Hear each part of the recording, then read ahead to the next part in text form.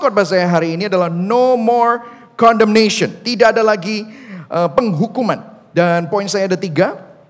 In Christ there is no condemnation, tidak ada penghukuman di dalam Kristus. Yang kedua, in Christ there is a new affection, ada kasih yang baru di dalam Kristus. Yang ketiga, in Christ there is a new status, ada status yang baru di dalam Kristus. Nah, minggu lalu kita belajar Roma 7 dan minggu ini kita akan belajar Roma 8. Waktu nanti kita baca kelihatannya panjang, tetapi sebenarnya intinya tidak terlalu panjang. Saya akan summarize-nya dengan 3 poin tersebut. Kita akan baca sama-sama, saya akan baca yang putih, saudara baca yang kuning, kita akan baca bergantian. Mohon supaya saudara menyimak dan mengerti inti hari ini dan saudara pasti nanti akan diberkati. Ya, katakan kepada kanan kirimu, kamu pasti akan diberkati. Oke? Amin. Ya, yang ada di rumah membaca online, kita bisa menyimak sama-sama. Roma 8 ayat 1, demikianlah sekarang tidak ada penghukuman bagi mereka yang ada di dalam Kristus Yesus. Saudara, Roh yang memberi hidup telah memerdekakan kamu dalam Kristus dari hukum dosa dan hukum maut. Ayat 3, sebab apa yang tidak mungkin dilakukan hukum Taurat karena tak berdaya oleh daging, telah dilakukan oleh Allah dengan jalan mengutus anaknya sendiri dalam daging yang serupa dengan daging yang dikuasai dosa karena dosa. Ia telah menjatuhkan hukuman atas dosa di dalam daging. Ayat 4 saudara, supaya tuntutan hukum Taurat digenapi di dalam kita yang tidak hidup menurut daging tetapi menurut roh. Sebab mereka yang hidup menurut daging memikirkan hal-hal yang dari daging. Mereka yang hidup menurut roh memikirkan hal-hal yang dari roh. Ayat 6, karena keinginan daging adalah maut, tetapi keinginan roh adalah hidup dan damai sejahtera. Sebab keinginan daging adalah perseteruan terhadap Allah, karena ia tidak takluk kepada hukum Allah. Hal ini memang tidak mungkin baginya. Ayat 8 saudara, mereka yang hidup dalam daging tidak mungkin berkenan kepada Allah. Ayat 9, tetapi kamu tidak hidup dalam daging, melainkan dalam roh. Jika memang roh Allah diam di dalam kamu, tetapi jika orang tidak memiliki roh Kristus, ia bukan milik Kristus. Ayat 10 saudara, tetapi jika Kristus ada di dalam kamu, maka tubuh memang mati karena dosa, tetapi roh adalah kehidupan oleh karena kebenaran. Dan jika roh Dia yang telah membangkitkan Yesus dari antara orang mati diam di dalam kamu, maka Ia yang telah membangkitkan Kristus Yesus dari antara orang mati akan menghidupkan juga tubuhmu yang fana itu oleh rohnya yang diam di dalam kamu. 12 saudara, jadi saudara-saudara, kita adalah orang berhutang, tetapi bukan kepada daging, supaya hidup menurut daging. Sebab jika kamu hidup menurut daging, kamu akan mati.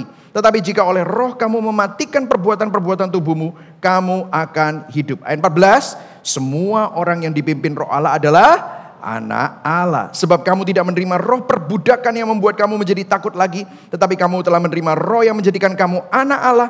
Oleh roh itu kita berseru, ya Aba, ya Bapa. Ayat 16 saudara, roh itu bersaksi bersama-sama dengan roh kita bahwa kita adalah anak-anak Allah. Ayat 17 sama-sama kita baca. Dan jika kita adalah anak, maka kita juga adalah ahli waris. Maksudnya orang-orang yang berhak menerima janji-janji Allah yang akan menerimanya bersama-sama dengan Kristus. Yaitu jika kita menderita bersama-sama dengan Dia, supaya kita dipermuliakan bersama-sama dengan Dia. Berbahagia orang yang mendengar firman Tuhan, memelihara dalam hatinya, dan melakukan dalam hidupnya. Mari sama-sama kita berdoa sebentar. Bapa, biarlah hamba-Mu makin berkurang, Kristus makin bertambah, Injil diberitakan, hati kami semua diubahkan. Di dalam nama Bapa, Putra, dan Roh Kudus, dalam nama Tuhan Yesus. Yang percaya sama-sama katakan, amin. So saudara, no more condemnation. Nah, kalau kita melihat minggu lalu kita sudah belajar bagaimana Rasul Paulus mempunyai intonasi nada dari surat Paulus. Di pasal yang ke-7, Paulus sangat frustrasi. Dia bilang begini bahwa the law tells us what to do but does not give us the power to do it. Jadi hukum Taurat hanya memberitahu kita apa yang harus dilakukan, tetapi tidak memberi kita kemampuan untuk melakukannya. Minggu lalu kalau saudara masih ingat, Mr. Law itu hanya menuntut. Mr. Law tidak pernah membantu kita. Tetapi puji Tuhan, kita mendapatkan solusi yang luar biasa. Nah, tetapi kita melihat bahwa ada intonasi suatu kefrustrasian karena begini. Rasul Paulus juga bilang bahwa dia ini sudah lahir baru, dia mau melakukan yang baik, tetapi susah banget untuk melakukan yang baik. Malah kita tahu bahwa yang baik itu seperti apa. Kita tahu bahwa kita ini seharusnya nggak boleh bohong. Kita tahu bahwa seharusnya kita ini harus mengampuni. Kita tahu bahwa kita ini harus mengasihi. Tetapi berapa banyak dari kita yang gagal dalam melakukan hal itu. Malah yang ada adalah kita dengki sama orang, kita benci sama orang, kita marah sama orang, kita gagal dalam pikiran kita, kita penuh dengan kejahatan. That's who we are. And that's the problem. Dan kalau kita lihat banyak orang melihat bahwa ini adalah problem kita. Makanya Rasul Paulus berkata, aku manusia celaka. Siapa yang akan melepaskan aku dari tubuh maut ini? Nah, ini minggu lalu ya saudara ya. Dan memang benar saudara. Solusinya seperti apa? Nah, banyak orang, minggu lalu saya sempat kalau saudara lihat papan itu ada liberalisme dan legalisme. Tapi saya mau nambahin sedikit lagi ya tentang filosofi dunia ini ya. Ada orang yang bilang, aduh susah banget ya untuk kita ini jadi orang baik, jadi orang kudus daripada susah-susah. Mendingan kita, if we cannot beat them, let's join them. Ada orang yang punya filosofi seperti itu. Kalau kita nggak bisa berjuang melawan hawa nafsu kita, dosa kita, ya udah kita umbar aja. Inilah yang namanya sibaritisme atau hedonisme. Ya itu mungkin saudara pernah dengar ya, hedon lu, hedon. Nah ini ya ini memang mengejar kenikmatan daging yang sangat berlebihan. Jadi daripada pusing, gua berusaha untuk jadi orang baik, udahlah nikmatin aja kehidupan. Kita nikmatin aja. Anyway hidup cuma sekali, udah kita kalau masalah nanti akhirat mah belakangan lah. Nah ini ada orang-orang yang sudah frustrasi sehingga mereka melakukan ini, hedonisme. Jadi solusinya mereka berusaha untuk ya udah hidup cuma sekali, kita enjoy aja. Nah tetapi juga ada kebalikannya. Ada orang yang berusaha untuk melakukan yang Paulus lakukan tetapi dengan kekuatannya sendiri. Mereka memakai yang namanya asceticism. Asceticism ini apa? Praktek pengendalian diri yang sangat ketat sebagai ukuran spiritualitas atau kerohanian seseorang. Nah ini mungkin kalau saudara lihat, saudara ada kalau di zaman-zaman dulu ya saudara, mereka pergi ke biara. Oh mereka nggak mau kawin, mereka nggak mau dikelilingi dengan keduniawian. Makannya harus dijaga, mereka berdoa menghafalkan ayat. Kalau non-Kristen mungkin pergi semedi, ke gua, ke gunung, menyendiri untuk mendapatkan wangsit, untuk supaya dia bisa ngawang begitu saudara ya, untuk mendapatkan ilmu-ilmu supaya dia semakin mempunyai kepekaan terhadap apa yang dikatakan semesta, gitu. Itu yang terjadi, asceticism, praktek pengendalian diri sebagai ukuran atau spiritualitas kerohanian seseorang. Nah di dalam kekristenan itulah yang namanya yang di zaman-zaman dulu mereka mensantokan seseorang karena dia sudah menemukan suatu titik di mana mereka tuh semakin dekat dengan Tuhan. Masalahnya ini juga dibawa ke gereja hari-hari ini. Di gereja modern kita melihat ada beberapa hamba Tuhan yang semakin dekat dengan Tuhan. Kayaknya semakin sakti. Makanya kita suka titip doa sama mereka. Makanya kita suka minta nubuatan sama mereka. Makanya minta didoakan sama mereka supaya berkatnya tercurah. Supaya apa? Kelihatannya dia itu lebih rohani daripada kita. Kalau kita ini orang-orang rakyat jelata. Gitu saudara ya. Biasa-biasa saja. Nah ini asceticism. Nah, ini sudah masuk gereja juga. Padahal Alkitab tidak pernah mengajarkan ini. Dan ini menjadi suatu kesesatan di dalam gereja karena kita berpikir bahwa ada orang-orang tertentu yang lebih suci daripada orang lain. Padahal tidak ada manusia yang bisa sesuci Kristus. Tidak ada yang mampu untuk melakukan itu semua. Buktinya apa? Banyak orang yang kelihatannya rohani, tetapi setelah diselidiki ada skandal-skandal di balik pintu.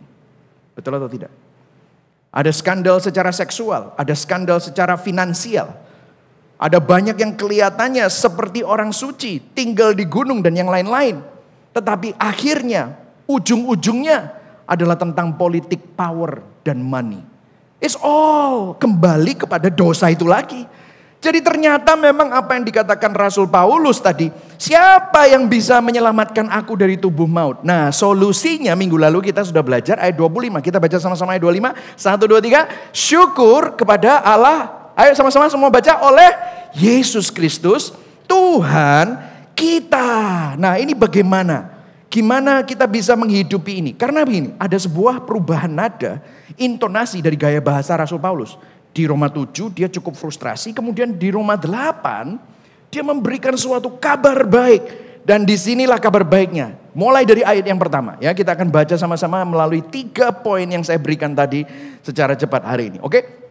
Kita baca sama-sama. 1, 2, 3. Demikianlah sekarang. Ayo sekali lagi diulang ya. Yang keras ya. 1, 2, 3. Demikianlah sekarang. Artinya ada perubahan. Dulu memang kamu itu ada terikat di bawah hukum dosa. Susah untuk jadi baik. Tetapi sekarang terusnya tidak ada penghukuman. There is no more condemnation bagi mereka yang ada di dalam Kristus Yesus. Bahasa aslinya in Christ. Di dalam Kristus Yesus. Jadi ini masuk ke poin yang pertama. In Christ there is no condemnation. Tidak ada penghukuman di dalam Kristus. Nah, mengapa ini penting, saudara? Mengapa ini penting? Nah, saudara, kita sering baca Yohanes 3 ayat 16. Yohanes 3 ayat 16 bunyinya seperti apa? Ayo, siapa yang masih ingat? Karena apa? Begitu besar kasih Allah akan dunia ini sehingga dia mengaruniakan anaknya yang tunggal. Supaya barang siapa yang percaya kepadanya tidak binasa melainkan beroleh hidup yang kekal. Nah, kita jarang baca ayat 17 sama ayat 18. Ayat 17-nya ngomong apa? Nah, lihat di sini. Sebab Allah mengutus anaknya ke dalam dunia bukan untuk menghakimi dunia, melainkan untuk menyelamatkannya oleh dia. Kemudian ayat 18, baca sama-sama ayat 18. 1, 2, 3. Barang siapa percaya kepadanya, ia tidak akan dihukum. Barang siapa tidak percaya, ia telah berada di bawah hukuman. Jadi memang begini loh saudara. Di luar Kristus, kita ini ada di bawah hukuman. Kenapa? Karena kita berdosa. Kita ini bukan berdosa dan disebut pendosa karena dosa kita. No. Kita ini pendosa dari lahir, makanya kita berdosa. Makanya kita ada di bawah hukuman. Saudara, makanya saya selalu bilang ya, saya ini kan banyak sekali couple-couple muda yang di-counselingi gitu ya. Banyak sekali mereka punya anak kecil gitu ya. Saya ngobrol sama mereka masih bayi-bayi ya. Kemarin itu ada penyerahan anak, ada 9 bayi saudara. Ya kan kita ngomong, wah ini bayinya lahirnya kira-kira 1,5 tahun ini ya. Wah ini bayi corona gitu saudara. Ya bayi corona, oh lucu-lucu gitu saudara. Terus kemudian ada orang tua satu yang nyeletuk, waduh pastor memang lucu. Tapi waktu saya lihat bayi ini banyak dosanya loh pastor. Saya ngelihat dosa saya dan watak keras saya ini ada di bayi ini. Exactly. Dari bayi sudah ada itu watak-watak dosanya saudara dan saya di anak-anak kita. Jadi memang dari kecil kita ini ada di bawah hukuman. Ada suatu dorongan dari diri kita yang selalu membawa kita kepada dosa. Dan ini yang membuat kita merasa kita ini gak bisa berubah. Susah untuk berubah. Makanya suami istri kalau misalnya bertengkar kan gini. Kalau saya konseling suami istri kan sering kali, aku iki wis ngene iki. Kawin ambek aku soalnya salahmu gitu. Salahmu dewe gitu saudara. Salah lu sendiri. Kenapa lu nikah sama gua gitu saudara ya. Ini untuk terjemahan supaya teman-teman yang gak bisa bahasa Jawa online ya. Mereka bisa ngerti gitu saudara ya. Jadi mereka bilang aku gak bisa berubah. Siapa bilang? Nah hari ini kita akan bahas bagaimana perubahan itu bisa terjadi. Belum lagi hukuman itu bukan cuma hanya karena kita ada di bawah hukuman dosa. Tetapi hati kita juga menuduh kita. Pikiran kita juga menuduh kita. Kalau kita jujur itu ada guilt, perasaan bersalah. Shame, rasa malu. Guilt, perasaan bersalah itu karena apa yang telah pernah kita lakukan. Shame itu menunjukkan siapa kita sebenarnya. Saya tuh pernah ya, pas lagi nganggur-nganggur gitu ya, sudah selesai. Jarang sih nganggur-nganggur, tapi sudah selesai semua duduk gitu ya. Duduk terus udah gitu, ada istri saya gitu, kita ngopi-ngopi gitu. Terus tiba-tiba saya diingatkan sesuatu yang memalukan dalam hidup saya. Yang saya jarang cerita sama siapa-siapa. Dan kalau bisa saya, aduh kok bisa sih aku kayak gitu, malu banget. Tiba-tiba saya ingat itu, gak tahu kenapa. Terus habis itu saya lagi duduk diam-diam gitu, terus istri saya, kamu itu lapo? Kayak kejang gitu. Aduh, kenapa? Saya berusaha menghapus gitu. Kalau bahasa Jawa, tak busa gitu. Aduh, kok gak bisa ya? Ingat gitu ya. Ya saya gak bisa cerita lah ya. Hal-hal yang memalukan gitu. Saudara, kalau misalnya saudara mau jujur ya. Kalau ada TV di sini, Semua yang ada di dalam pikiran kita tuh kayak ada yang ngetik. Mungkin gak usah pandemi, saudara di rumah terus pasti. Gak usah pandemi. Kenapa? Memalukan, betul atau tidak? Apa cuma saya yang kayak gitu? Saya gini-gini itu. Pernah gak saudara mengalami itu? Kok tiba-tiba ingat ya hal-hal yang memalukan dalam hidup saudara. Kesalahan-kesalahan yang saudara buat. Saudara kayaknya ngomong sesuatu dan saudara, mestinya aku gak ngomong kayak gitu. Aduh. Saudara melakukan sesuatu, aduh aku nyesel banget ngelakuin kayak gitu. Tapi sudah terjadi, nasi sudah jadi bubur. Dan saudara kalau ingat tuh malu banget. Pernah saudara kayak gitu? Ini suci-suci semua ya? Gak pernah ya saudara? Cuma saya toh yang pernah. Oh pendetanya lebih bejat daripada saudara ya, luar biasa ini ya. Ya memang gak apa-apa, bukan tempat untuk orang sempurna, makanya yang paling gak sempurna yang di atas ini ya saudara. Jujur ya, pernah ya saudara ya, pernah ya. Kita semua pernah seperti itu. Kenapa? Kalau ngomongin tentang guilt, perasaan bersalah itu bicara tentang actionnya. Tetapi waktu kita ingat, kita diingatkan what kind of person we are. Kita ini orang bobrok, kadang-kadang kita ini gak sadar bagaimana bejatnya kita, betapa bobroknya kita. Tetapi hari ini kita perlu diingatkan. In Christ, there is no more condemnation. Jadi solusinya bukan memisahkan diri untuk bersemedi. Bukan. Solusinya juga bukan hedonisme. Bukan. Tetapi justru Tuhan yang tahu tadi itu katekismusnya. Tuhan tahu kita gak mampu untuk mendekatkan diri kepada Tuhan. Makanya Tuhan yang menghampiri kita. Tuhan yang suci. Tuhan yang mulia. Meninggalkan kemuliaan surga. Mengosongkan dirinya. Mengambil rupa menjadi seorang hamba. Menjadi taat. Sampai apa? Mati di atas kayu salib. Untuk apa? Ketemu saudara dan saya. Untuk mendamaikan saudara yang berdosa yang layak dihukum. Untuk berdamai dengan dirinya sendiri. Itulah Injil. Kan saudara dan saya tidak bisa datang kepada Tuhan. Makanya Tuhan yang datang dan hampiri kita. Supaya kita bisa dekat sama Dia. In Christ there is no condemnation. Dan kemudian ya ayat 2-nya dikatakan begini. Roh yang memberi hidup telah memerdekakan kamu dalam Kristus dari hukum dosa dan hukum maut. Nah dia bilang ini, sebab apa yang tidak mungkin dilakukan hukum Taurat karena tak berdaya oleh daging. Minggu lalu kita udah belajar ya, hukum Taurat itu kan seperti Mr. Law. Hukum Taurat itu seperti cermin. Kalau sudah lihat cermin, kalau ada jerawat, cermin bisa gak mencat jerawatmu? Gak bisa kan? Kalau sudah lihat cermin, ada kumis, cewek-cewek ada kumis, ya, gak bisa nyukur, gak bisa.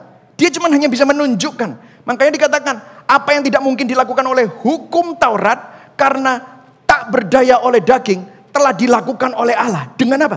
Jalan mengutus anaknya sendiri dalam daging. Yang serupa dengan daging. Yang dikuasai oleh dosa. Karena dosa. Ia telah menjatuhkan hukuman atas dosa di dalam daging. Dan kemudian dikatakan supaya tuntutan hukum Taurat digenapi di dalam kita. Yang tidak hidup menurut daging tetapi menurut roh. Nah saya akan jelaskan kepada saudara. Mungkin saudara bingung. Apa sih ngomong apa sih? Bingung aku, bingung. Oke, saya jelaskan. Ada dua roh, bukan dua hukum yang sedang bertentangan. The law of the spirit of life, ini di sini ya saudara ya. Roh, ini kalau bahasa aslinya ada the law of the spirit of life. Terus hukum dosa dan hukum maut. Ada dua, kalau bahasa Indonesia nggak ada. Tetapi bahasa aslinya adalah two law. The law of the spirit of life mengalahkan the law of sin and death, hukum dosa dan maut. Apa maksudnya? Saya kasih ilustrasi. Oke, saya kasih ilustrasi. Nah, saya pakai buku saya sendiri, ya, Social Media is Not Real. Kalau sudah belum punya, boleh beli, saudara ya. Kenapa kok saya pakai buku saya sendiri? Supaya kalau pakai buku orang lain nanti saya dikira menghina dia. Atau kalau pakai Alkitab nanti viral, nanti saya jadi penistaan agama meskipun saya pendeta. Jadi pakai bukunya sendiri, kalau saya banting-banting, gak ada urusannya, ya saudara ya. Nah, kalau saya bawa buku ini, kemudian saya lepas, apa yang akan terjadi? Jatuh. Betul ya saudara? Nah, jatuh. Apa yang terjadi ini? Ini hukum apa? Hukum gravitasi. Jadi kalau saya bawa buku ini, saya lepas, pasti akan jatuh ke bawah. Saudara percaya atau tidak, ini namanya hukum gravitasi. Saudara bilang, aku gak percaya hukum gravitasi. Monggo, boleh dicoba. Naik lantai 2. Coba loncat. Saudara ke atas atau ke bawah? Pasti ke bawah. Saudara nggak percaya atau enggak, itu sudah terjadi. Nah, manusia terperangkap oleh hukum dosa dan maut. Saudara percaya atau tidak, kita semua ini berdosa. Kita semua punya kecenderungan untuk melakukan yang jahat. Dan hukum maut, kita semua akan ketemu dengan yang namanya kematian. Kematian. Saudara mau percaya atau tidak, saudara mau mengingkari, gak bisa saudara. Tubuh kita pun juga semakin lama semakin merosot kepada kematian. Saya sudah hidup 45 tahun saudara. Saya merasakan tubuh saya semakin merosot saudara. Dulu di sini, sekarang turun ke sini. Ya kan saudara? Dulu kenceng-kenceng semua. Sekarang mulai banyak keriputnya. Saya baru tahu, aduh Tuhan, memang ini kita semua makin mati ya. Ini the law of sin and death. Tetapi firman Tuhan tadi bilang, the law of sin and death ini, kamu dilepaskan dari itu with the law of the spirit of life. Hukum roh yang memberi hidup. Nah ini beda saudara. Nah makanya saya bawa meja ini saudara ya. Bawa meja ini untuk menunjukkan bahwa apa yang terjadi kalau buku ini saya taruh di sini. Loh kenapa kok nggak jatuh? Kenapa nggak ke bawah? Kenapa? Karena ada yang menampanya. Selama buku ini ada di atas meja, maka buku ini akan safe dan tidak akan jatuh. Setuju? When you are in Christ, waktu kamu ada di dalam Kristus, hukum dosa dan hukum maut, kamu diselamatkan dari hukum dosa dan hukum maut. Dan bukan cuma hanya itu, the law of gravity dikalahkan with the law of motion. Kalau saya angkat buku ini, saya genggam buku ini juga tidak jatuh ke tanah. Bahkan kalau saya berjalan dengan buku ini, bersama-sama dengan saya, buku ini tidak disedot oleh gravity sama gravitasi. Saya taruh di sini, mana buktinya? Apakah disedot oleh gravitasi? Tidak kan? Karena ada yang menampa. Dan bukan hanya itu, kalau saya bawa, saya pegang, saya bawa kemana-mana, buku ini tidak bisa jatuh. Kenapa? Karena yang menggenggam itu mempunyai kekuatan lebih daripada kekuatan hukum gravitasi. Nah, saudara dan saya ada di dalam Kristus. Katakan sama-sama, saya di dalam Kristus. Katakan sama-sama yang keras, yang jelas. 1, 2, 3. Saya di dalam Kristus. Artinya apa? Saudara aman. Saudara tidak perlu takut bahwa saudara itu dikuasai lagi oleh dosa dan maut. Kenapa? Karena ada yang menopang saudara. Karena ada yang menggenggam tangan saudara. Ada yang mendampingi saudara. Di dalam setiap musim hidup saudara. Saudara ada di dalam Kristus. In Christ. Katakan sama-sama. In Christ. Bukankah ini kabar baik? Berikan tepuk tangan buat Tuhan. Ini adalah kabar baik. Amin saudara. This is the gospel. Jadi saudara dan saya jangan takut. Lihat ini 1 Yohanes 4 ayat 4 dikatakan apa? Kamu berasal dari Allah, anak-anakku, dan kamu mengalahkan nabi-nabi palsu itu. Sebab, ayo baca sama-sama setelah sebab 1, 2, 3. Roh yang ada di dalam kamu apa? Lebih besar daripada roh yang ada di dalam. Berikan tepuk tangan buat Tuhan bahwa roh yang di dalam kita lebih besar. Amin saudara. Jadi saudara dan saya tidak lagi di dalam Kristus, tidak lagi dikuasai oleh hukum dosa dan hukum maut. Tetapi saudara ditopang. Kenapa? Karena Kristus menopang saudara. Dan bukan hanya ditopang, saudara digenggam. Dan Kristus berjalan bersama dengan saudara. Kemanapun saudara berada, dimanapun, musim hidup apapun, saudara didampingi oleh Kristus. Amin saudara. Ini merupakan kabar baik saudara. In Christ there is no condemnation. Yang kedua saudara. In Christ there is a new affection. Ada kasih yang baru di dalam Kristus. Nah kita akan lihat sama-sama firman Tuhan di ayat yang kelima. Nah kita baca sama-sama ya. Dengan keras. 1, 2, 3. Sebab mereka yang hidup menurut daging memikirkan hal-hal yang dari daging.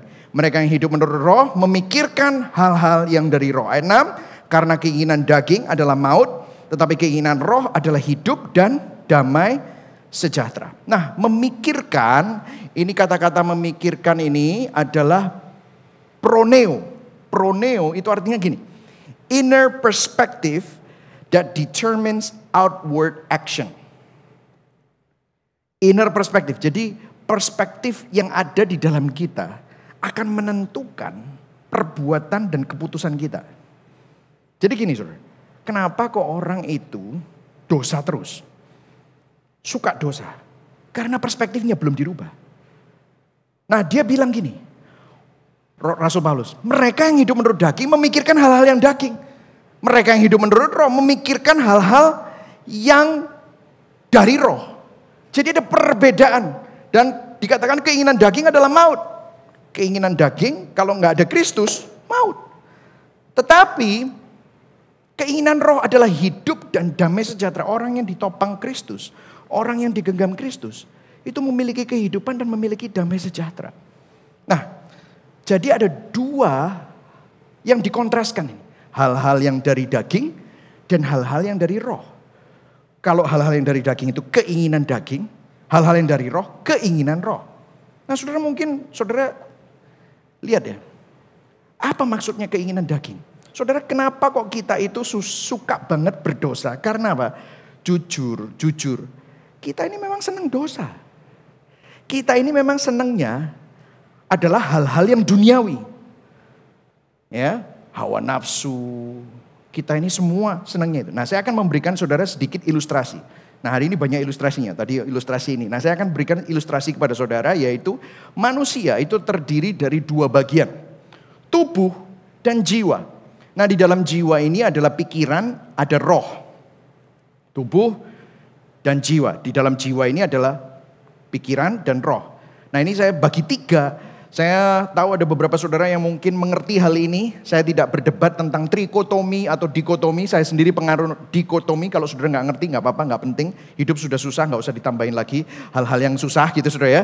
Ya dikotomi atau trikotomi saya nggak lagi berdebat itu. Tapi saya sedang for the sake untuk tujuan ilustrasi. Saya bagi tiga. Ada tubuh, ada pikiran, ada roh. Pikiran dan roh ini adalah jiwa, ya jiwa seseorang. Nah. Sebelum lahir baru, sebelum saudara percaya Kristus, apa yang terjadi? Sebelum lahir baru, tubuh yang dominan. Nah, kalau saudara lihat, yang dominan ini adalah tubuh.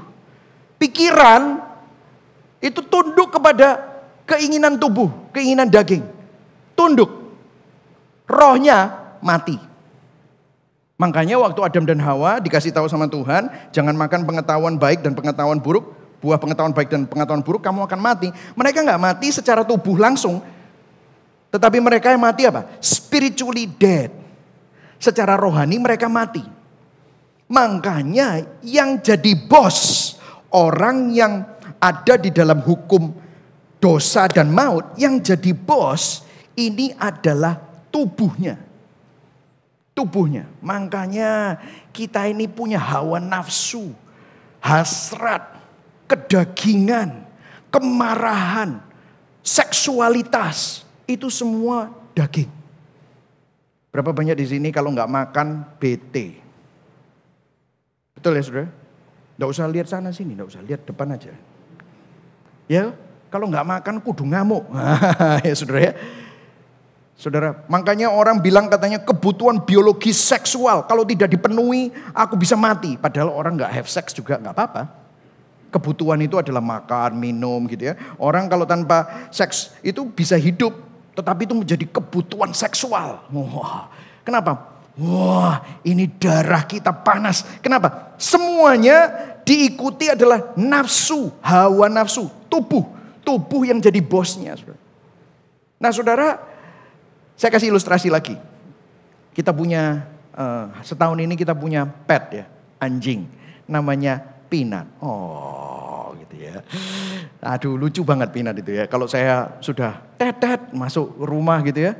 Terus saya buka pintu tuh, wah dia sudah nungguin di depan gitu ya. Wah begitu saya datang, wah langsung saya dijilati, saya di rangkul-rangkul, dijilat-jilat gitu ya saudara. Tetapi hebat-hebatnya, sehebat-hebatnya Pinat, kita sangat mengasihi dia, semua sayang dia. Tetapi memang harus diakui Pinat, anjing toy poodle itu dikontrol oleh tubuhnya dan dagingnya. Kenapa? Pinat ini kerjaannya makan, kencing, pup, hamping. Tahu hamping? Tidak tahu hamping. Tidak ada anjing lain. Tetapi yang dikawini itu loh bantal. Bantal dinjot-njot terus. Terus habis itu kalau kita sudah umur 1 tahun. Sudah umur 1 tahun berarti umur 7 tahun. Waduh, ini kecil-kecil kok nafsunya besar sekali sih. Dan tiap kali kalau dia sudah mulai njot-njotin bantal, semua kita, ayo! Langsung dia takut. Wah gitu ya saudara ya.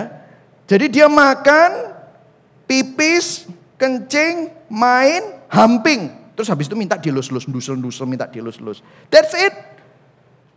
Dan kadang-kadang dia sudah diajarin untuk kencing di padnya, pup di padnya. Dia miss. Dia ada beberapa tempat yang dia selalu kencing di sana. Saya pernah coba ngomong sama dia. Peanut, kamu ini sudah besar. Nggak boleh kencing di tempat sembarangan tempat. Saya nginjek-nginjek kencingnya. Duh, nyebelin kamu. Bisa nggak saya ajain ngomong kayak gitu? Nggak punya dia sense of moral, mempunyai hasrat untuk punya cita-cita jadi orang yang kencing tidak sembarangan. Tidak ada saudara. Peanut ya kalau mau kencing ya dia kencing. Karena kebiasaannya kencing di beberapa tempat ya dia kencingnya di situ. Kenapa? Dia diprogram hidupnya nggak punya roh.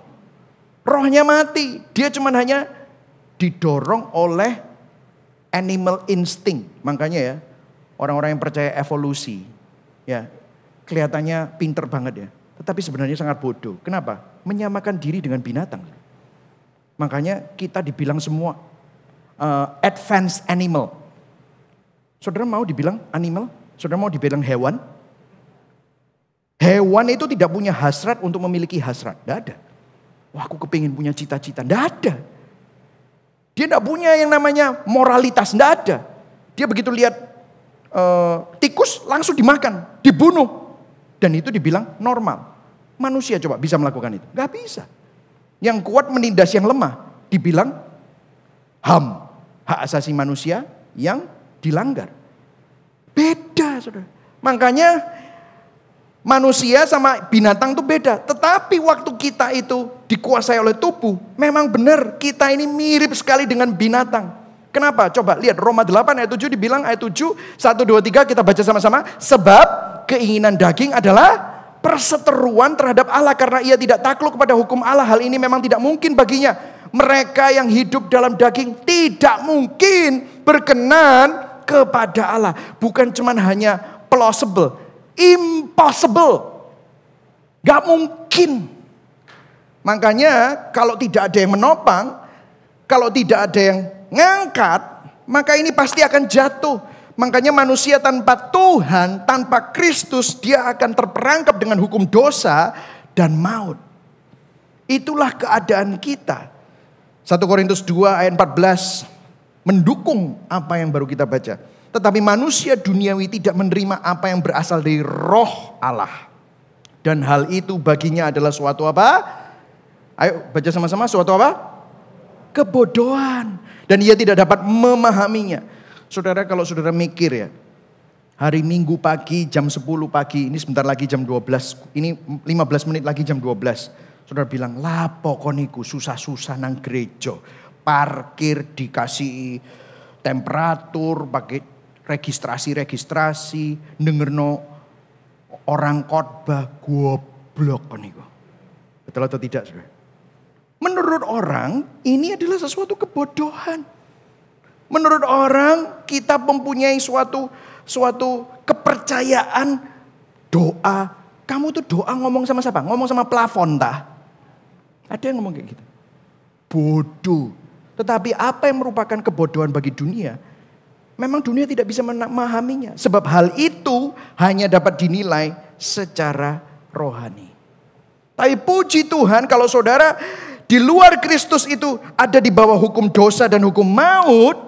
Yehezkiel 36 ayat 26 pernah dinubuatkan oleh Nabi Yehezkiel, dibilang, kamu akan kuberikan apa saudara? Tulisannya, hati yang baru dan roh yang baru di dalam batinmu. Aku akan menjauhkan dari tubuhmu hati yang keras, kuberikan kepadamu hati yang taat. Bukan cuma saudara ditopang supaya saudara nggak jatuh di dalam hukum dosa dan maut, tetapi saudara diangkat, saudara digenggam, saudara dibawa oleh Tuhan. Tetapi di dalam hatimu kamu dikasih hati yang baru, roh yang baru, sehingga saudara kalau saudara melihat di dalam Kristus, waktu saudara lahir baru, lihat, yang jadi bos, yang dominan bukan lagi tubuh. Yang dominan adalah roh. Karena Roh Kudus menghidupkan rohmu yang mati. Roh Kudus sekarang menggenggam hidupmu. Roh Kudus sekarang menopang hidupmu. Roh Kudus sekarang bersama dengan engkau dimanapun engkau berada. Sehingga kamu diajar, pikiranmu gak harus nurut sama tubuhmu lagi. Pikiranmu bisa nurut oleh pimpinan Roh Kudus. Sehingga kalau kamu melakukan sesuatu yang baik, bukan karena kamu terpaksa, tetapi kamu menemukan suatu nilai cinta yang lebih tinggi dan lebih besar. In Christ there is a new affection. Ada kasih yang baru di dalam Kristus. Saudara, saya kasih ilustrasi. Dulu sebelum saya ngerti tentang kopi, ya saudara, saya tuh dulu senangnya minum kopi sasetan. Ini by the way, ilustrasi ini tidak menghina orang yang suka minum kopi sacetan. Oke saudara ya, kopi kapal api, white coffee lah. Karena apa? Buka air panas, diudek, minum langsung. Ya. Jadi saya dulu suka minum itu. Sampai satu hari saya diajakin sama teman saya yang antusias kopi. Saya dibawakan kopi bin Aceh Gayo. Wah, saya nggak ngerti. Padahal itu dari Indonesia. Tapi dia bilang Aceh Gayo ini bin yang termasuk yang terbaik. Terus sebelahnya dia tunjukkan kopi luwak. Waduh, dia bikinkan saya yang kopi luwak hitam, yang Aceh bin Gayo ini latte. Waktu saya minum, wah, rasanya itu seperti wow, enak banget ya. Enak ya. Kamu pernah gak minum kopi kayak? Gak pernah, ini enak ya. Minum kopi luwak, ini enak. Enak sekali gitu. Bandingkan sama kopi sachet. Wah jauh bro. Lah kamu selama ini minumnya sachet terus saya. Iyo. Kenapa dari dulu-dulu aku gak tahu ini ya? Iya. Nah sekarang kalau saya ditawarin. Bro mau kopi? Kopi apa? Sachet. Sorry enggak wis. Wah sombong. Kenapa? Karena saya sudah tahu yang lebih enak itu seperti apa. Betul atau tidak? Saya enggak mau kembali kepada yang itu. Kenapa? Nggak ada yang lain, adanya itu. Nggak apa-apa wis. Mendingan saya nggak minum wis, nggak minum kopi wis. Kenapa? Nggak bisa, karena yang ini jauh lebih tinggi nilainya. Enak, bagus. Nah saudara, kenapa kok kita ini sukanya hal-hal yang dikasih dunia ini? Kenapa? Karena kita belum melihat, belum merasakan, belum mengicipi, belum mengalami betapa indahnya, betapa tingginya, betapa dalamnya, betapa lebarnya kasih Tuhan kepada saudara dan saya. Ada banyak orang yang berusaha untuk mendapatkan penerimaan orang. Dia berusaha untuk spend money that he doesn't have, he or she. Dia berusaha untuk mendapatkan uang yang dia tidak miliki, makanya dia ngutang-ngutang untuk beli barang yang dia nggak bisa beli. Untuk apa? Supaya dia bisa mendapatkan harga diri, supaya diterima sama orang-orang yang semestinya dia nggak suka, tetapi dia butuh penerimaan itu, dia butuh kasihnya orang-orang, dia butuh pendapatnya orang-orang, supaya dia dianggap, supaya dia dihargai. Hidup seperti itu hidup yang mengenaskan loh saudara. We spend money that we don't have, utang sana sini, kredit cardnya kelihatannya kaya, tapi semuanya utangan. Supaya apa? Dianggap orang. Padahal orang itu juga nggak begitu peduli sama kamu. Dan kamu juga nggak senang dengan mereka. Tapi kamu butuh itu. Karena dengan itu kamu merasa dirimu berharga. Wow.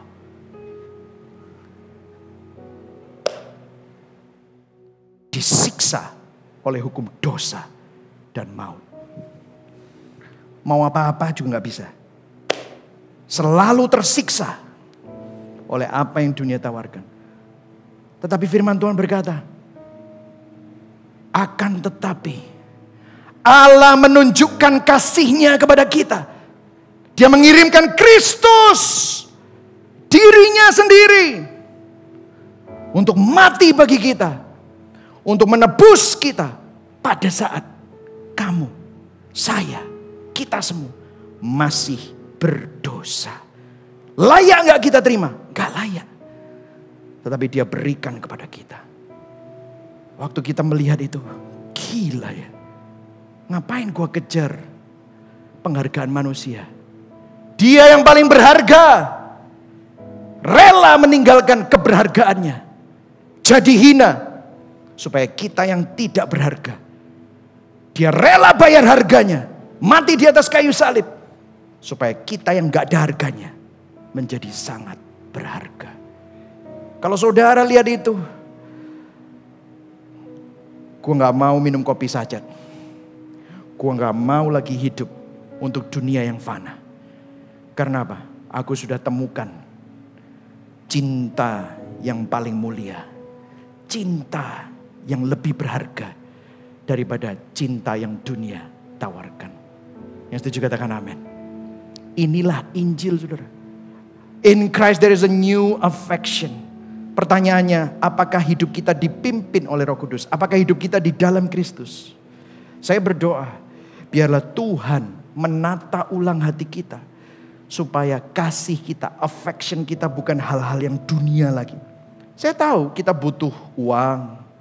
Kita butuh terobosan. Kita butuh kesehatan. Saya tahu. Tetapi itu semua hanya necessity. Ada hal yang lebih tinggi yang Tuhan mau kita pegang. Ada hal yang lebih tinggi yang membawa hidupmu kepada makna yang sesungguhnya. Bukan hal-hal yang fana itu. Yang setuju katakan amin. Amin. Kita minta Tuhan menata ulang hati kita. Selanjutnya saudara, yang terakhir. Semua orang yang dipimpin Roh Allah adalah apa saudara? Apa saudara? Anak Allah. Sebab kamu tidak menerima roh perbudakan yang membuat kamu menjadi takut lagi. Tapi kamu telah menerima roh yang menjadikan kamu anak Allah. Oleh roh itu kita berseru, Ya Aba, Ya Bapa. Roh itu bersaksi bersama-sama dengan roh kita bahwa kita adalah anak-anak Allah. Jadi ada dua kontras. Ini hari ini penuh dengan kontras. Kontras yang satu adalah kita memiliki roh Allah yang membuat kita menjadi anak Allah. Dulu kita punya roh perbudakan yang membuat kita jadi budak dosa. Jadi basically kita itu dulu budak dosa. Kenapa? Karena di dalam kita ada roh perbudakan. Tetapi waktu kita lahir baru, bukan cuman hanya kita ditopang, bukan hanya saudara diangkat, digenggam, disertai, tetapi saudara dikasih roh Allah sehingga saudara menjadi anak-anak Allah. In Christ there is a new status. Ada status yang baru di dalam Kristus. Tadi di ayat 7 dikatakan apa?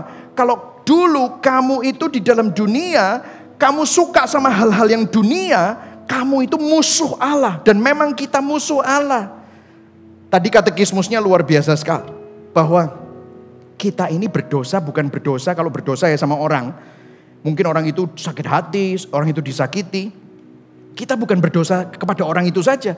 Tapi for and foremost, yang paling tinggi, kita berdosa sama Tuhan. Kenapa? Kita ini berusaha untuk jadi Tuhan. Dan kita ini musuhnya Tuhan. Tetapi now by grace, saudara ditopang, saudara digenggam, saudara diangkat, saudara disertai, dikasih status yang baru. Kamu bisa panggil Allah pencipta langit dan bumi, Ya Aba, Ya Bapa. Makanya kalau kita berdoa apa? Bapa kami yang di surga. Bapa, dear heavenly Father. Saya gak tahu ada banyak saudara yang mempunyai pengalaman yang buruk dengan papamu. Mungkin kau gak punya papa yang baik. Tapi ingat, ada Bapa di surga yang mengingat engkau.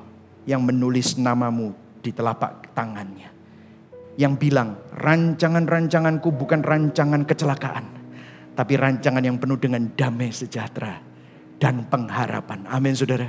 There is a new status. Status yang baru. Saudara dan saya tidak hidup sendirian. Saudara bersama-sama dengan Tuhan. Ayat yang terakhir. Kita baca sama-sama.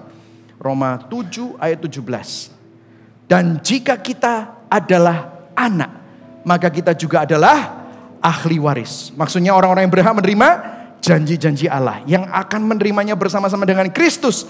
Yaitu jika kita menderita bersama-sama dengan Dia, supaya kita juga dipermuliakan bersama-sama dengan Dia. Biasanya, dengarkan saya, biasanya orang berhenti di sini loh. Maksudnya adalah orang-orang yang berhak menerima janji-janji Allah karena kita adalah ahli waris yang akan menerimanya bersama-sama dengan Kristus. Stop di sini. Yaitunya jarang dibaca. Kenapa yaitunya jarang dibaca?